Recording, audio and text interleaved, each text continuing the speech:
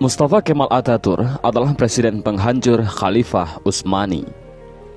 Anda tahu siapa Mustafa Kemal Atatürk? Dialah presiden pertama dari Republik Turki sekuler. Dialah dalang dibalik kekacauannya Khilafah Utsmani sampai Khilafah Utsmani harus runtuh pada 3 Maret 1924. Dan ketika Mustafa Kemal Atatürk berkuasa di Turki, dia menjadi diktator pertama di dalam dunia Islam. Dia memerintah dengan tangan besi. Habis semua umat Islam dalam genggaman tangannya. Tangannya berlumuran darah umat Islam yang menghendaki agar Khalifah Utsmani kembali menghiasi bumi Istanbul. Mustafa Kemal juga yang menghapus segala bentuk hukuman syariah. Dia yang menghapus hukum potong tangan bagi pencuri, hukum rajam bagi penzina, hukum qisas bagi pembunuh, lalu digantinya dengan hukum penjara. Tak hanya itu, Mustafa Kemal juga menghapus hukum waris, menyamaratakan ahli waris laki-laki dengan ahli waris perempuan, menghapus hukum hijab bagi muslimah, mengubah Masjid Hagia Sophia menjadi museum, kalimat azan diganti menjadi bahasa Turki, menggalakkan minum-minuman kamar di tempat umum, dan menjadikan majelis-majelis ilmu, kemudian menggantikannya dengan tempat-tempat lokalisasi pelacuran dan diskotik. Tak hanya mengubah sistem pemerintahan Turki yang Islami menjadi sekuler, Mustafa Kemal juga memiliki sifat sombong sebagaimana Firaun. Dalam suatu kesempatan, Mustafa Kemal berpidato di hadapan para tentara ex-tentara khilafah. Dalam pidatonya itu, Mustafa Kemal membanggakan dirinya dengan berkata, "Kini sekarang siapa yang berkuasa, aku atau Tuhan?" Dengan perasaan takut, para tentara itu serentak mengucapkan, "Andalah paduka yang kami takutkan sekarang." Mendengar jawaban dari para tentara itu, senyum kesombongan mengukir di bibir Mustafa Kemal. Tapi semua itu berhenti ketika periode akhir Oktober 1938. Saat itu, Mustafa Kemal awalnya menderita penyakit kulit, namun Mustafa Kemal menderita penyakit tambahan yakni malaria, lever, dan penyakit kelamin. Dokter pribadinya pun memberi salep dan dioleskan di kulitnya yang luka karena garukan dari kukunya. Dr. Abdullah Azzam dalam bukunya Al-Munaratul Mafkudah menjelaskan prosesi ajal Mustafa Kemal Atatürk yang sangat mengerikan.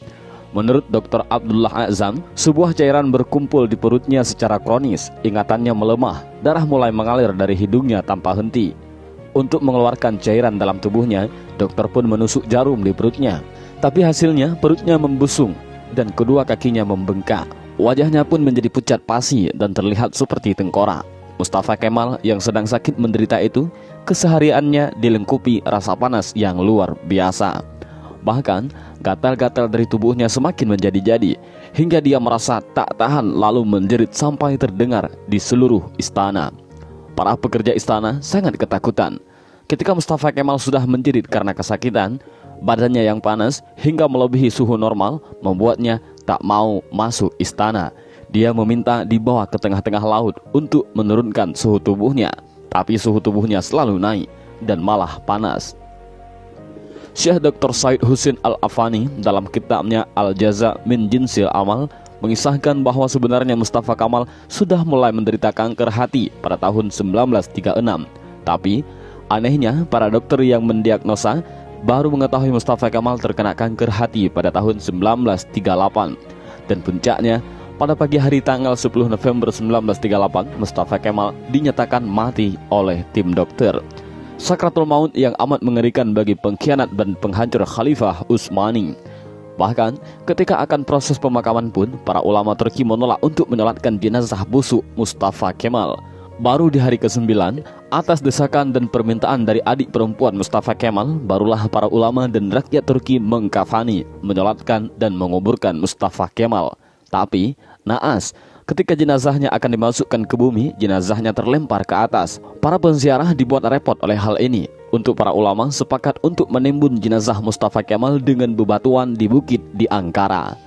Baru setelah 15 tahun matinya Mustafa Kemal, jenazahnya kembali untuk dikubur. Tapi lagi-lagi, bumi menolak jenazah Mustafa Kemal. Hingga akhirnya, jenazah Mustafa Kemal dimasukkan ke dalam Museum Etnografi di Ankara, Turki. Jenazahnya ditimbun dengan bebatuan marmer yang bobotnya sampai 44 ton. Dan jika Anda pergi ke Museum Etnografi di Turki untuk melihat makam Mustafa Kemal, para pemandu museum pasti akan menyemprotkan parfum yang paling wangi ke pakaian Anda. Sebab Jika Anda sudah mendekati makam Mustafa Kemal, pasti akan tercium bau yang lebih busuk dari bangkai. Pihak museum pun mengakui jika sumber bau busuk itu bukan dari WC ataupun septic tank yang bocor, melainkan di areal makam Mustafa Kemal Atatürk. Kisah ini memberikan i'tibar, seperti kata beberapa ulama, kalau kamu benci dan mencoba menjegal khilafah, maka kamu akan melawan Allah. Lihat, kematian yang mengerikan menimpa Mustafa Kemal Atatürk, si penjegal dan penghancur khilafah Utsmani. Aroma bau yang keluar dari makam Mustafa Kemal adalah cara Allah memperingatkan kepada siapa saja yang mencoba sombong dengan kekuasaannya dan melawan syariatnya, maka dia akan mendapatkan kematian yang terhina.